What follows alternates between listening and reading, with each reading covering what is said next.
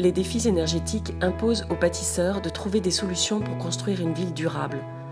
Dans ce contexte, le photovoltaïque fait son grand retour en offrant des opportunités de transformer un bâtiment en producteur d'énergie. Une recette rentable selon Jean Damian du groupement des métiers du photovoltaïque. Le photovoltaïque, vous en avez certainement tous entendu parler il y a quelques années à l'époque du Grenelle de l'environnement. Pourquoi ? Parce qu'il y a eu des dispositions réglementaires très incitatives, trop incitatives, qui ont fait que sur toutes les constructions neuves, on se disait on va mettre du solaire, c'est génial, on va revendre ça à EDF.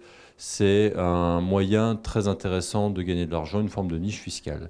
Tout ça s'est tranquillement effondré parce que ça coûtait trop cher, ce n'était pas suffisamment vertueux en termes d'investissement public. Pourquoi on pense qu'aujourd'hui le développement du solaire ne sera pas un feu de paille ?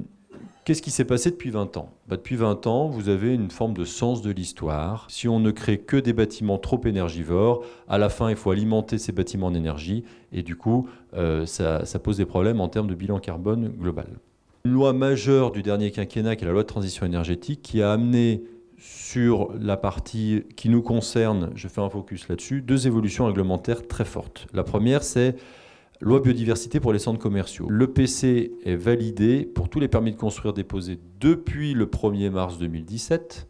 Donc on ne le voit pas nécessairement, vous, entreprise ou maître d'œuvre, sur des exécutions en cours, mais il faut que le projet intègre sur les toitures, sur toute ou partie des toitures, soit une source de production d'ENR et ou de végétalisation de toiture. Il y a une deuxième évolution réglementaire forte. La réglementation environnementale 2018 va donner plus d'ambition avec 2 nouveaux indicateurs. Un indicateur énergie qui a pour objectif d'aller au-delà du CEP max qui schématiquement est à 50 kWh. Là, le but, c'est d'aller à 30, voire à 20.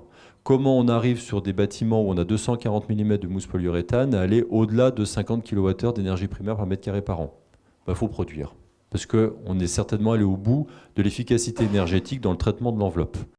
En fonction des PLU, donc pour le code d'urbanisme, il est possible pour un maître d'ouvrage de mobiliser jusqu'à 30% de bonus de constructibilité si on sait justifier de l'atteinte des labels conformes réglementation environnementale 2018. S'il faut mettre X mètres carrés de modules photovoltaïques bien fichus en autoconsommation, etc., pour arriver à justifier de 30% de bonus de constructibilité, voilà, je ne dis même pas la rapidité de calcul avec laquelle le maître d'ouvrage se dit « oui, j'arriverai à l'amortir vite ». Vous avez une directive européenne à laquelle la France est en train de se conformer qui vise à porter la part de NR à plus de 32% de la consommation énergétique finale d'ici à 2030.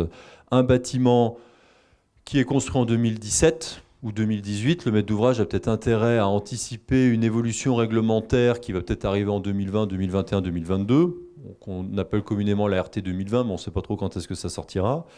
Parce que s'il doit le vendre dans 5 ans, il vaut peut-être mieux que son bâtiment soit déjà conforme à la réglementation plutôt qu'une RT de retard. Donc aujourd'hui, finalement, le solaire photovoltaïque, c'est en train de devenir, ça ne l'était pas précédemment, mais c'est en train de le devenir, une brique essentielle à l'acte de construire aujourd'hui. Donc c'est une brique avec laquelle on joue pour essayer d'arriver à des objectifs.